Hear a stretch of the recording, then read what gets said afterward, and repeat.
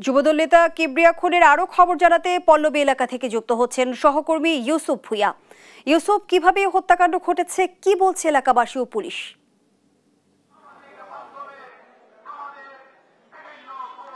জুই, আপনি যেমনটি বলছিলেন, আসলে রাজধানীর পল্লবীর যে যুব দলের যে সদস্য সচিব রয়েছেন গোলাম কিবরিয়া, তাকে আসলে ঠিক সন্ধ্যা 7টার সময় আসলে একটা হত্যাকাণ্ডের ঘটনা ঘটে এবং প্রকাশ্যে আসলে তিনজন আসে। এটি যে আপনার পিছনে দেখতে পাচ্ছেন, আসলে যেখানে আসলে যে হত্যাকাণ্ডের ঘটনা ঘটে, সেই হত্যাকাণ্ডের এই আসলে বিক্রমপুর হার্ডওয়ার্ক অ্যান্ড স্যানিটারি এই দোকানটিতে আসলে তিনি হত্যাকাণ্ডের শিকার হন। স্থানীয় বাসিন্দা এবং সিসিটিভি ফুটেজ দেখে যেটা দেখা যাচ্ছে সেটা হচ্ছে, এখানে আসলে তিনজন মানুষ আসেন একটা হুন্ডাই করে। তিনজনে আসলে হেলমেট পরিহিত এবং মুখোশ পরা ছিলেন সে তিনজন এসে গোলাম কিবরিয়া যিনি হত্যাকাণ্ডের শিকার হয়েছেন, তিনি দোকানের মধ্যেই ছিলেন। পরবর্তীতে তাকে এখানে আসার পর গুলি করে এবং তারা এখান থেকে চলে যায়। তবে পুলিশ আমাদেরকে জানিয়েছে এই হত্যাকাণ্ডের আসলে কি কারণে হয়েছে সে তথ্য এখন পর্যন্ত নিশ্চিত হওয়া যায়নি এবং স্থানীয়রাও জানিয়েছেন আসলে হত্যাকাণ্ড ঘটিয়ে যাওয়ার সময় আসলে একজনকে ধরে আসলে পুলিশের কাছে হস্তান্তর করা হয়েছে। এই ঘটনার পরবর্তীতে পল্লবী থানায় এখানে বিএনপির আসলে বিক্ষোভ সমাবেশ করছে এবং তারা বলছেন যত দ্রুত সম্ভব আসলে হত্যাকারীকে আইনের আওতায় আনতে হবে এবং তার সর্বোচ্চ শাস্তি নিশ্চিত করতে হবে। আমরা একটু কথা বলতে চাই আসলে এখানে যে বিএনপি নেতৃবৃন্দ যারা রয়েছে তাদের সঙ্গে, আসলে কি হয়েছিল, আসলে ঘটনাটি কিভাবে ঘটেছিল, আপনারা কি জানেন আসলে? ধন্যবাদ আপনাকে। আমি মোহাম্মদ হাফিজুল ইসলাম বাবু, আমি কাফরুল থানা যুব দলের সদস্য সচিব।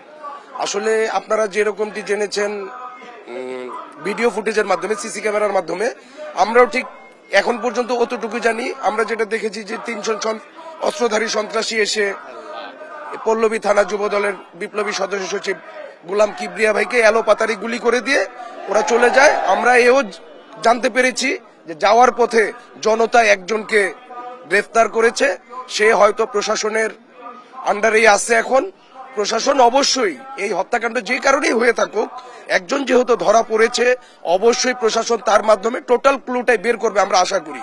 আচ্ছা, এই যে ঘটনাটা ঘটেছে এর পিছনে আসলে কারা রয়েছে, আপনারা সন্দেহ করছেন কিনা কাউকে? এখন আসলে বর্তমান রাষ্ট্র আপনারা সবাই অবগত আছেন, গোলাম কিবরিয়া উনি ছিলেন পল্লবী থানা যুব দলের অকুতোভয় সৈনিক। গত 17 বছর যে নাকি রাজপথে থেকে ফ্যাসিস্ট বিদায় দেওয়ার জন্য এবং ফ্যাসিস্ট বিরোধী আন্দোলনে তার স্বতঃস্ফূর্ত অংশগ্রহণ ছিল, ছাত্র জনতার আন্দোলনে তার অনেক ভিডিও ফুটেজ আছে। আর গত 3 দিন ধরে আসলে এই ফ্যাসিস্ট এই দেশে যে নৈরাজ্য সৃষ্টি করেছে তারই ধারাবাহিকতায় আমরা ধারণা করতেই পারি। তিনি বলছিলেন আসলে যে গত 17 বছর আসলে এই যে গোলাম কিবরিয়া তিনি আসলে নিপীড়িত ছিলেন এবং তিনি বিএনপির নেতৃত্বে ছিলেন। তবে স্থানীয় বাসিন্দাদের কাছে আমরা সেখানে যেমনটা জেনেছি, তারা জানিয়েছেন আসলে গোলাম কিবরিয়ার সঙ্গে এই যে এলাকাবাসী রয়েছে বা স্থানীয় রাজনীতিবিদদের সঙ্গে আসলে তেমন কোনো খারাপ সম্পর্ক ছিল না, তারা আমাদেরকে আসলে এখন এমনটাই জানিয়েছে।